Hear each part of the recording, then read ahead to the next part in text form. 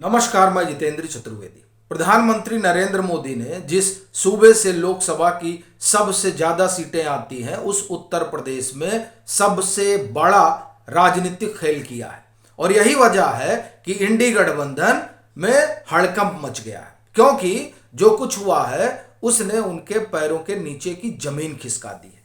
तब ये एक स्वाभाविक सवाल उठता है कि आखिर में प्रधानमंत्री ने किया क्या है। तो जो हुआ है उस पर हम विस्तार से चर्चा करेंगे, क्योंकि ये खेला तो उत्तर प्रदेश में हुआ है लेकिन इसका असर तेलंगाना में पड़ने जा रहा है, इसका असर मध्य प्रदेश, राजस्थान और जहां पर इंडी गठबंधन को बड़ा मजबूत बताया जाता है उस दिल्ली में भी पड़ने जा रहा है। और जो हरियाणा और पंजाब सियासी किसानों के आंदोलन की प्रयोगशाला बना हुआ है, वहां भी इसकी गूंज सुनाई देने वाली है, खास तौर से लोकसभा चुनाव के मद्देनजर। तो वो क्या है, इस क्या पर आए उससे पहले जो एक झटका प्रधानमंत्री ने दिया उसकी बात कर लेते हैं, फिर इस सबसे बड़े राजनीतिक खेल पर आते हैं। देखिए हुआ क्या, जो जिस पहले सदमे की बात कर रहा हूं वो सीधे तौर पर चौधरी साहब और जयंत से जुड़ा हुआ है। देखिए चौधरी साहब को भारत रत्न मिला और फिर जयंत चौधरी ने महागठबंधन या आप कहें कि इंडी गठबंधन छोड़कर एनडीए का दामन थाम लिया और जैसे ही दामन थामा वैसे ही पिल पड़ा पूरा इकोसिस्टम और ये बताने जताने में जुड़ गया कि नहीं, इनके जाने से तो कुछ फर्क पड़ने वाला नहीं है। और देखिए अब ये जो कांग्रेस और समाजवादी पार्टी का गठबंधन हुआ है ये पश्चिम से लेकर पूरब तक भाजपा और उसके गठबंधन को उलट पुलट देगा। और फिर उस बाबत आंकड़े भी दिए जा रहे हैं और बताया जा रहा है कि देखिए 2022 के विधानसभा चुनाव में किस तरह से समाजवादी पार्टी के अगुवाई वाले गठबंधन ने भाजपा की हालत खराब कर दी थी। तो ये बात तो ठीक है कि 2022 के विधानसभा चुनाव में पूरब में भाजपा की स्थिति पतली हुई थी, लेकिन उसका कारण अखिलेश यादव या समाजवादी पार्टी नहीं थी, उसके पीछे जो आप कहें कि जो सबसे बड़ी ताकत थी वो ओम प्रकाश राजभर रहे। वो जो वहां पर हालत खस्ता हुई भाजपा की, उसकी कुंजी राजभर के पास थी, वो अखिलेश यादव के पास नहीं थी। तो वो कुंजी तो एनडीए में आ गई है। तो स्वाभाविक बात है कि ये जो पूर्वी उत्तर प्रदेश का आंकड़ा बताया जा रहा है 2022 के बरक्स, वो दरअसल अब उसका कोई मतलब रहा नहीं। तो इसलिए ये काम तो इनका खत्म हो गया।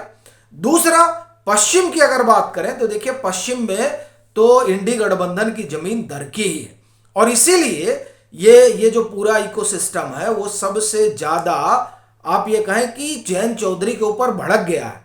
क्यों? क्योंकि योजना ये रही कि इधर जयंत साथ रहेंगे और उधर सियासी किसानों के जरिए 2024 की सुनहरी तस्वीर उकेरी जाएगी।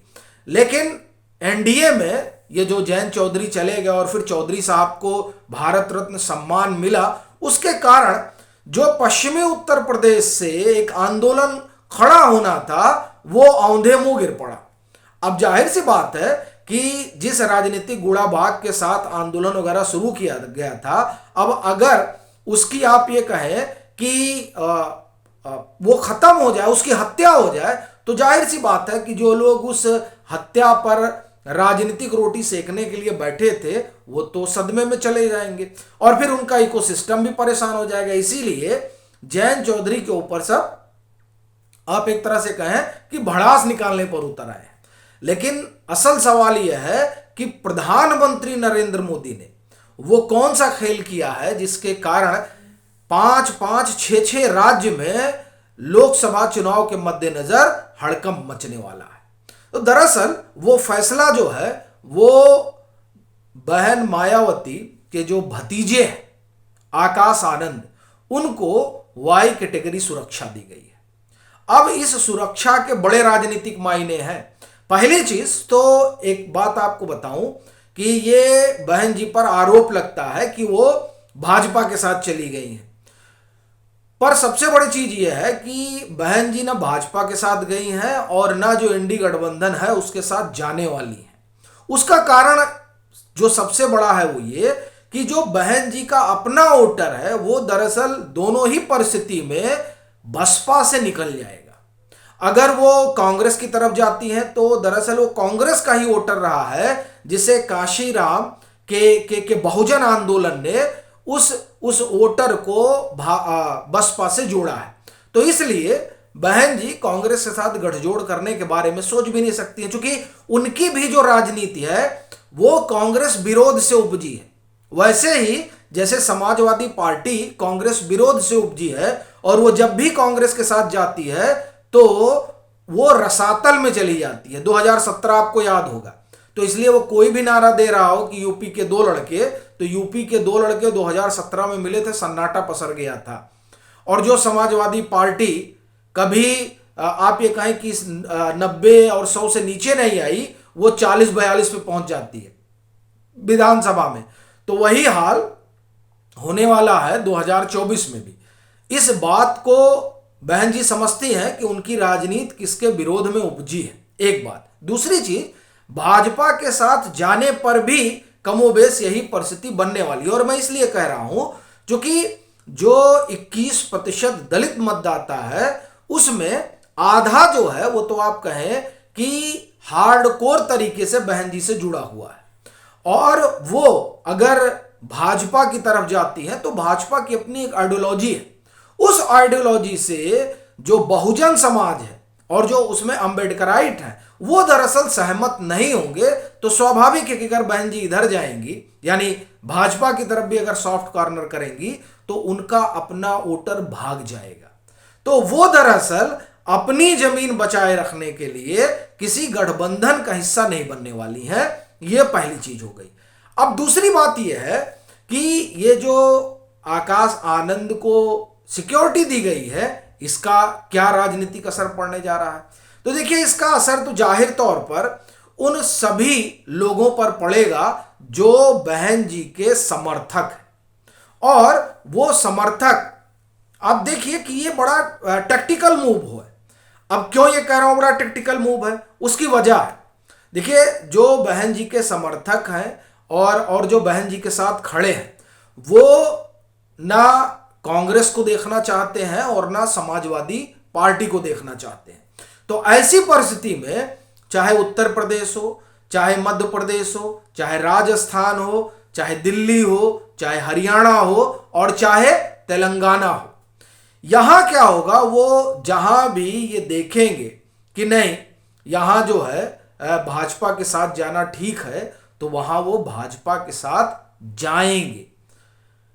क्योंकि वो इन दोनों दलों को, अगर उत्तर प्रदेश की बात करें तो कांग्रेस समाजवादी पार्टी दोनों है। उत्तर प्रदेश के बाहर जाएं आप तो कांग्रेस के खिलाफ ही बसपा की पूरी राजनीति रही है।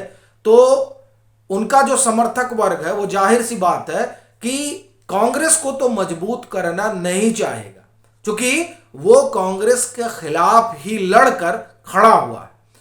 तो अगर वहां उसको बसपा जीतते नहीं दिखाई दे रही है तो वो एक सॉफ्ट कॉर्नर होने की वजह से घूम जाएगा भाजपा की तरफ। लेकिन जो सबसे बड़ा खेल होगा वो दरअसल मेरा अपना मानना है कि वो उत्तर प्रदेश और दिल्ली में होगा।